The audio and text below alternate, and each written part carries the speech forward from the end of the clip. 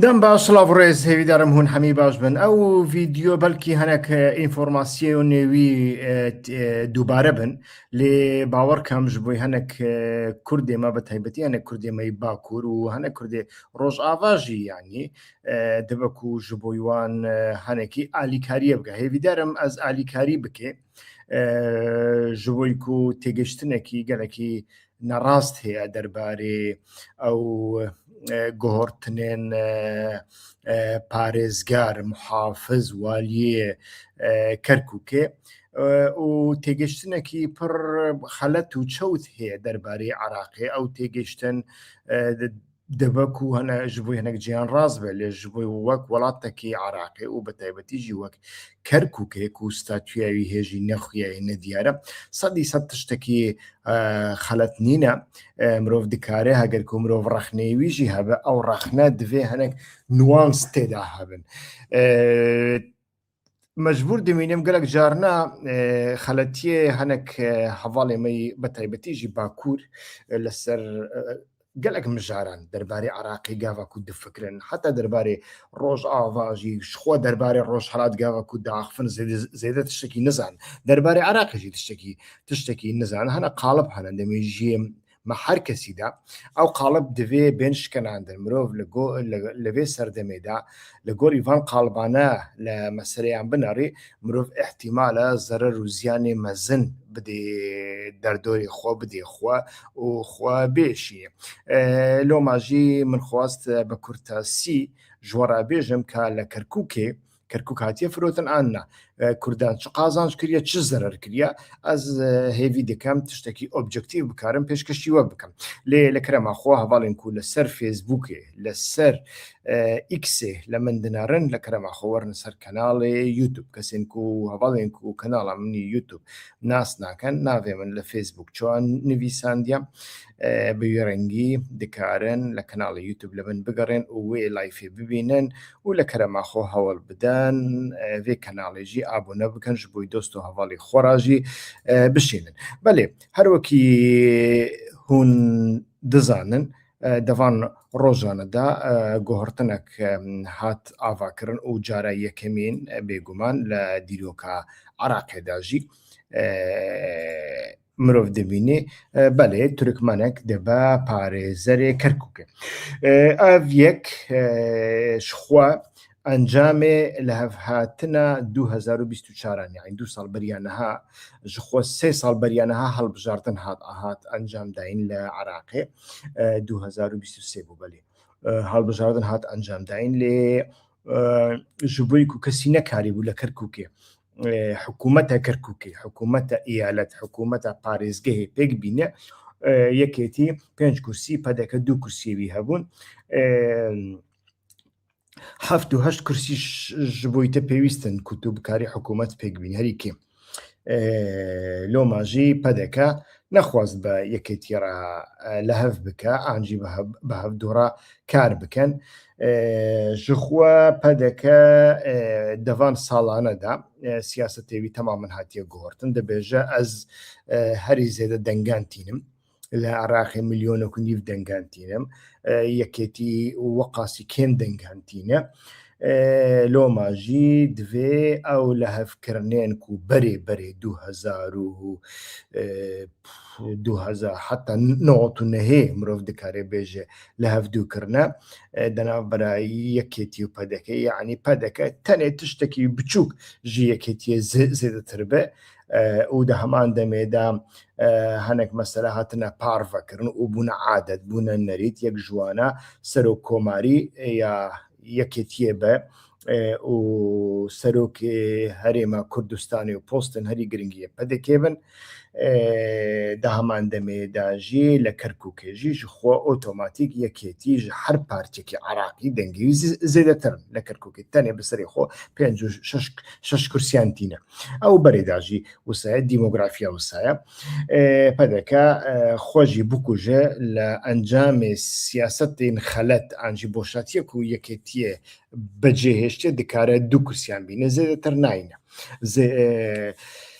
لێ پەدەکە دەڤان ساڵی نمایە داوەکمە گوت دخوازە ڤاتشانە بێنگۆهرتن هەڵبژارتنە عراقێ یعنی هەڵبژارتنە سەر و کۆماری دەبێژە دەvێ یا من بێ نەشەرتە هەموو جارەیە یەکێتیە بێ ئانجی هەری کێم دەبێژێ گەرەک ئەو کاندید بە دلێمە هەردوویان بێ و ئەو کاندیدجی بە دلێمە هەردوویان بەرێ بەریا ڕیفراندۆمێ نەژمەدین کەریم هەبوو یعنی ژەکێتیە بوو لێ زێدەتر بە دلێ پەدەکێ بوو و چ کرد کەرکک خستە ناوە ڕیفراندۆمێدا لە کەرکک وێ دەمێت دەبن سیا پێشمەرگیاندا بوو بەقاسی کوڕەخنێ من لەوێ دەمێدا گەلک هەنا تاڵانی و سیاستی غەلەت یا کوردی پڕدەهاتکردن و بەڕاستیژی نەتەنێ عەرەب و تورکمەن و سوریانی کورجی ژوێ دەمێ ڕازی نەبوو و پێشمەرگە هەر بەرپرسیارێک جەماعەتێک کاک فلانی فلان دەردەگرتن جەماعەتی کاک فلانی فلان دەرتاڵان دەکردن جەماعەتێک کاک فلانی دەچون لە کاک فلانی دەخستن بە ڕەنگی بوو و نەجمەدین کەریمژی کەسێک بوو و زێدەتر سیاسەتاوی شخصی بە تایبەتیژی دەربارەی پترۆلێ دەربارەی ڕیفراندۆمێ نێزی سیاسەتا پەدەکی بوو دەوێت دەمەدا ئێدی ئەو کەرکک خستە ناوە ڕیفراندۆمێ و چا سەرسەری کەرککێ مەدید ئەv یەک ji بۆ یەکێتیە بووە دەرسێکی مەزنیانی نەهاوشون بە دەخوازە کەسێکی بینێ و بەڕاستیژی گۆداری وی بکە سیاسەتا یەکێتیە سیاسەتەکی جوداترە ji siyaseta pədekê siyaseta yekêtiye yekêtî çend salan dema mam Celalî nehajî umqê stratîjî yani kureya stratîjiya xwe kiriye Bexda kureya stratîjî wî ne Tehran rastî ne Sûriye ne Dîmeşqa û ne Enqereyê jî ne Amerîkayê jî kureya stratîjiyayî Bexda ye ji ew Bexda heger nêzî Tirkiye jî bî wisa ye nêzî Îranê jî bî wisa ye nêzî Sûriyeyê jî bî wisa ye yekêtî li berjewendiyên xwe difikire li berjewendiya Tehranê nafikire zêde lê tu bixwazî nexwazî cografiyayek ku yekêtî têda ne cîranê Sûriye ye ne cîranê Tirkiye ye ne cîranê welatekî din e tenê cîranê Bexda ye û cîranê Îranê ye ev yek yekêtî mehkûm dike ku tekiliyekên wî hevseng bi Îranê re hebin ew beriya her tiştî bila bibe bingehek ji bo fikrandinê we ya dinê hûn tarîxa piştî rîfrandomê dizanin ji xwe li piştî rîfrandomê de Bexda qeyûmek bi navê Ciborî kir waliyê Kerkûkê û gava 2023 de hilbijartin çêbû pedekê nedixwast kandîdekî yekêtiyê bibe yekêtî jî nedixwast kandîdekî pedekî bibe û yekêtî jî nedixwast kandîdek ku tevlî hev be nêviyê wî bû nêviyê wî be yek destê wî çap bikişîne yek destê wî rast bikişîne denav xwe de nîqaş kirin digotin an ji me be an ji aliyekî dinê be loma pedeke be yekêtiyê re nekarîbû bi hevra kar bikin gava ku bi hevra tu kar nekey çi ji te re pêwîst e bi hevra karkirin ji te re pêwîst e bi hevra karkirin çi ye yanî tu بچی بە کەسێک و کورسیên wan hene di nava hikûmetê de deng alîkarî bixwazî tewafuk bixwazî ji xwe Iraq Kerkûk jî di nav de Kerkûk jî beşeke ji Iraqê li Iraqê de yek prensîpê prensîpek jê re bi erebî dibêjin tewafuk yanî lehevkirin her tiştekî de tu divê lehev bikî ji bo serokkomarî tu divê lehev bikî ji bo serokwezîran tu dibê lehev dû bikî ji bo hikûmetê tu dibê lehev dû bikî ji bo Kerkûkê û Muslê jî divê tu lehev dû bikî bê lehevkirin kesek nekare dengan bîne û destûr jî rêkê nada loma jî ew lehevkirin bi Ereb û Tirkmenan re hat kirin pedekê baykût kir an jî hat awît kirin ji xwe ev meseleyekî dinê ez dixwazim bibêjim yanî Kurdê me bi taybetî jî hinek Kurdê me Bakur nizanim wisa famkirina an jî dixwazin wisa fam bikin ku siyaset tiştekî romantîk e siyaset ne evî niye siyaset ne romantîk e siyaset berjewendî ye û siyaset deselat e tu çawa bikaribî bigêjî deselatê siyaset ev e siyaset leystûkeke ku tu çawa bê bigêjî deselatê wekî dinê tiştekî dinê giring nîne دەوێت دەرێدا نوانسێک هەیە بێگومان ئەو نوانس دەوێ مرۆڤ بەرچاوان دەرباسکە ئەو چیە ئەو نوانسشی بێگومان گاڤکو تو سیاسەتێ دیکەی بەرژەوەندی خۆ دیکەی ئاش دخوازی بچی دەسەڵاتداریە دەوێت تو حیسابێکی بچووک ژ دەنگدەرێن خۆ بکەیت گەلو لە عراقیدا زێدە حیساب ژ دەنگدەران ڕاتێکردن ئەس بەخۆ باوەڕ ناکەم نەیەکێتی نەپەدەکە زێدە حیساب ژ دەنگدەران ڕ کێم دکەن یعنی تشتێن و دەنگدەران دەبێت سەر سندوقی هەڵبژاردنێ نەتەنێ قەناعەتە تشتێن دنێژی بە تایبەتیژی بەرژەوەندی لۆماژی پەدەکە چ دکا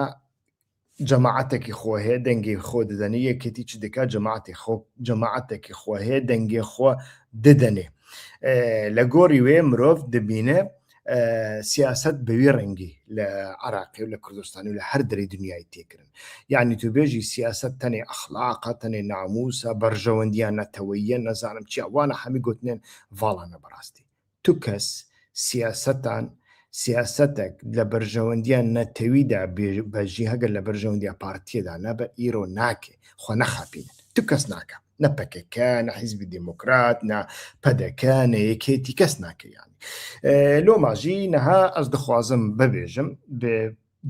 دەماک و جبوری قایم بوو 2023 یەکێتی و پەدەکە لە هەف نەکردن یەکێتی مەجبورما بە عەرەب و تورکمانان ڕا لە هەفتوو بکە وێ دەمێ تێبیرا من پەدەکێ دەخواست حتا جبوری قەیوماک و بەغدادینە لە دژی ڕیفراندۆمێ و لە دژی پەدەکێ بە تایبەتی لە دژی سیاسەتا مەسعود بارزانی بە تایبەتی حتا پەدەکە دەخواست ئەو لەسەر دەسەڵاتداریە بمێنێ تەنێ ئەو پۆست نەکەوە دەستەی یەکێتیە حتا بەویژی ڕازی بوو لێ ئەف سەرکەتی نەبوو و ئالیەن شیعەژی لە بەغدایی گوتن ئەکاکۆ ئەو قەیومە ئەو نە خەڵکی کەرکووکێ نە دەنگ ئانینە ئەو قەیومە نابەجارێک دنێ لەسەر دەسەڵاتداریە بمێنێ لۆماژی لە هەفکردن هاتکردن ئێدی دو ساڵ بەوی ڕەنگی تورکمەن و عەرەب کو بە یەکێتیەڕە لە هەفکردنە دەستپێکی ڕێبوارتەها بوو پشڕاژی نەها کاندیدێکی تورکمەنانە ئەو کاندید تو حەزێ دکەی کورجێ حەز دەکەن ئەو ژ کوردان حەز دەکە ئەو تەمامەن مژارێکی دنیا تورکمان لە کەرکووکێ هەنە نینە هەنە تورکمان خەڵکی کەرکووکێ ناننا هەنە خەڵکی کەرکووکێنێ تەمام بلە جارێکجی ئەو لەسەر پۆستێ بن بلە جارێکی پۆستێوانە بێ تو چ دیکە یعنی سیاسەتێت چێ لە کەرکووکێ سیاسەتێتە مینە تورکیان قەیسەریە و ژە هەر کەسی ڕا کێرێک بکشینی تو نەکاری چ دەکەی تو مەجبوری بۆڕا لاف بکەی بۆڕا کار بکەی بۆڕا دانوستاندن بکەی و کەسێک و نەها لە یعنی پارێزەری کەرکووکەیە کەسێکی بەوی ڕەنگە ئەزنها دەوێ لایفێدا دەخوازم ببێژم یەکێتیە پارێزگاری دایە تورکمەنێکی لێ یەکێتیژ خۆڕە چ بریە لە 5 ئالیگرێن پارێزگادا و 5 ئالیگرێوی هەنە 5 کەس یاردمچێوینە یاردمچیە والینە 3 کەس جوانە یەکێتینە ژ 5 3 کەس برنە و 7 شێورمەندێوی هەنە 7 شێورمەند ژە 7 شێورمەندان یەکێتی دیسە 4 برنە ئاجی 4 ژ بووی کوردانش بووی یەکێتی پارتیا یەکێمینە لەبەر هەری زیاتر نوێنەرایەتیە ئەم بێژن پارتیان کوردی دیکە ڕێبوار تەها ئالیگرێ یەکەم یا پارێزگارە ئاڤێستا شێخ مەحموود بوویە قایمقامێ مرکزی یا کەرکووکە یعنی ژغێنی پارێزگار قایمقامێ مرکزی یا کەرکووکە هەیە ئەوژی ئاڤێستا شێخ محەممەد ژ یەکێتیە پشتڕا عەدنان حوسێن بوویە قایمقامێ قەزایە داقووک و قەزایەکی مەشهورە مەزنە لە کەرکووکەیدا یادنێ ئاوارە شێخ ئەحمەد ئاوارە شەهید ئەحمەد ببورن ئاوارە شەهید ئەحمەد بوویە ڕێڤەبەرێ ناحیەیە قەرە هەنجیر لە کەرکووکێ و فەرماندەیە پۆلیس یەکێتیە دیسا بریە یعنی پۆلیسی هەموو کەرکووک فەرماندەیە مرکزیە پۆلیسی هەموو کەرکووک دەستە یەکێتیەدایە و وەکیدن ئیرۆ دەوێ سعات 8 جوینێک دنێ بێ ئەنجام داین ئەو جڤین دڤیا بوو زووتر هات بە ئەنجام داین لێنەها سەعات هەشتێ تێ ئەنجام داین ئەو جڤین چ دەبە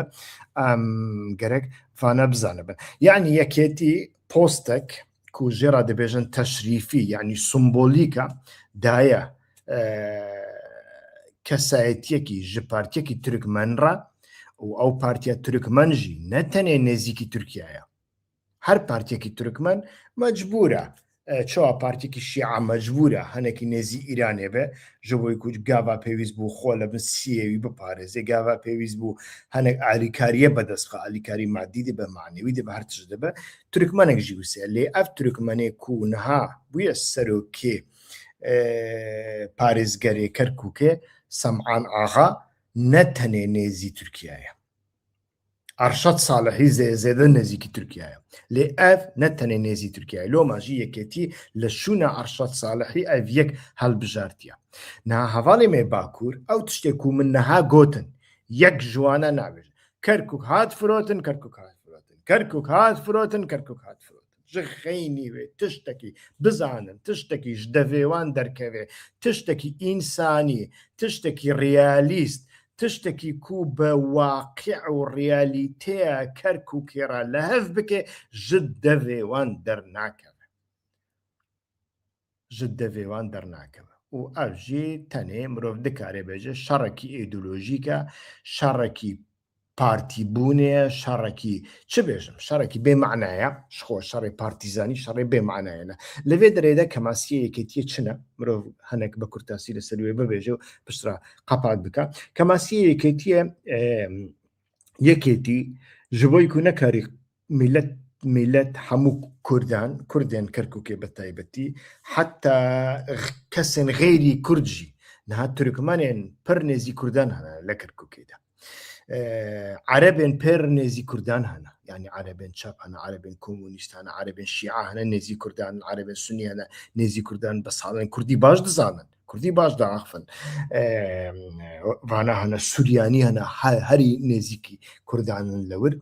yekêtî zehmetiye dibînî lê iqna'kirina wana de yek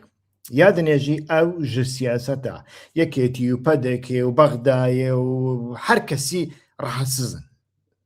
li Iraqê ji bo ku Iraq yek ji welatên herî gendala li dunyayê de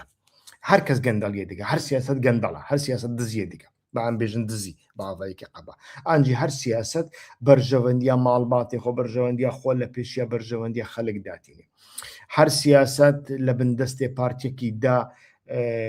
hesîre koylêye em bêjin min li ji vê yekê narahet loma yekêtî zehmetî dibînî gava ku zehmetî dibînî çi dike yekêtî her car pampakî li netewperistiyê dide nasyonalîzm Kerkûk diçe ka werin em Kerkûkê rizgar bikin ho Kerkûk êdî baba gurgur agrê gurgur tiştên wisa hinek sloganên wisa xelek germ dike bi nasyonalîzmê pam dixa heta wane dibe ser sindoqê hilbijartinê gava ku tu wî dikî temam tu xelek teşwîq dikî hen didey dibe ser sindoqê hilbijartinê lê ev xelek tu demarê milê vê xelkê te terak kirine û ew demar demarekî nasyonalîstî ye demalekî qewmçîtî ye demarekî netewperistî ye ew demarê netewperistî ye piranî caran ez nabêjim 100% lê piranî caran demarekî rasyonal nîne demareke ku her car bi avayekî hadî û li ser xwe nekare bifikire zirtikan davê zirtikan lê dixel cirtikan davê loma jî ev gava ku tu tê ser waqiyetê realîteyê ku li ser masêk divê ronî bi partiyên dinê divên tu ronî bi aliyên dinê grûpên etnîkiyên dinê divê tu ronî li Kerkûkê çareseriyekî dinê nîne tu mecbûrî hinek tiştan bidê Ereban hinek tiştan bidê Tirkmen hinek tiştan jî Tirkmen û Ereban bistînî yekêtî vê yekê nekarî bikî ji bo ku ji aliyekî netewperistî ji aliyekî ev nabe ew tişt henekê pir carna vedişêre an jî kadroyê wî nîne ku vê yekê qenaet bi qenaetkirin bidin لۆماژی زەحمەتیان دکشێنە و ئیرۆ پەدەکە دەخوازی vیەکە لە هەمبەری وێ بەکاربێنێ لێ پرسیارە هەری سەرەکەوە پەدەکە بیا کۆمۆنیست بە زەحمەتکێش بە سۆسیالیست بە ئیسلامی بان یەکی دنێ بە محەممەد بە ئەحمەد بە لە شوونە یەکێتی عینی تش نەدیکرد عینی تش دکرد و زێدەترشی مرۆڤ لێ چارچەوێدا لە مەسلەی بنەڕێ ئەس باوەڕم باشتر دەبە ئەv مەسەلە دەوردا بەوی ڕەنگیە و لەوێ دەرێدا فرۆتن و نەفرۆتنا کەرکووکێنینە سەرکەتن و بنکەتنا کەرکووکێنینە لەوێ دەرێدا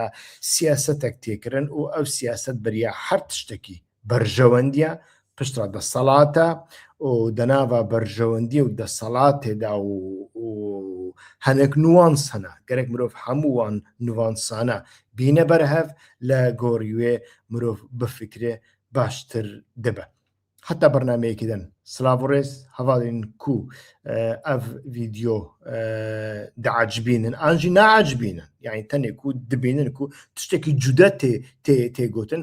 لە کرەمەخۆ نێرینەخۆ لە شوونە کۆمنت بنویسن ڕەخنێخۆ بکەن سەرسەران و سەرچاوان و